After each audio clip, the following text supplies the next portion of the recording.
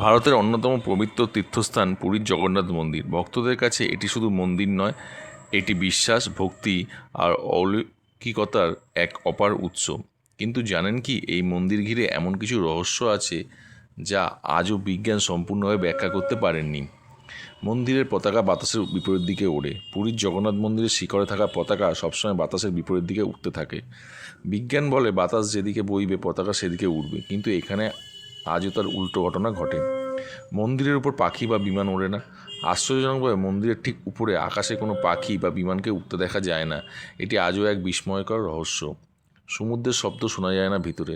মন্দিরটি সমুদ্রের খুব কাছেই অবস্থিত, কিন্তু সিংহদ্বার পেরিয়ে ভেতরে ঢুকলেই সমুদ্রের গর্জন আর শোনা যায় না। তাই বাইরে বেরোলেই আবার সেই স্পষ্ট শোনা যায়। মহাপ্রসাদ রান্নার 7টি হাঁড়ি একটির উপর একটি রেখে। মন্দিরের ভোগ রান্নাটি হয় মাটির হাঁড়িতে, একটির উপর আরেকটি করে 7টি হাঁড়ি বসিয়ে। অবিশ্বাস্য হলেও সবচেয়ে উপরের হাঁড়ির খাবার আগে সিদ্ধ হয়। প্রতিদিন একই পরিমাণ প্রসাদ, তবুও কখনো কমে না বা বেশি হয় না। হাজার হাজার ভক্তের জন্য প্রতিদিন ভোগ রান্না করা হয়, কিন্তু আশ্চর্যের বিষয়, প্রসাদ কখনোই কম পড়ে না, আবার কখনো নষ্ট হয় না।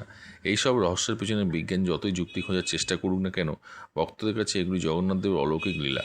এই মন্দির যেন প্রমাণ করে বিশ্বাস আর ভক্তি শক্তি কতটা গভীর হতে পারে।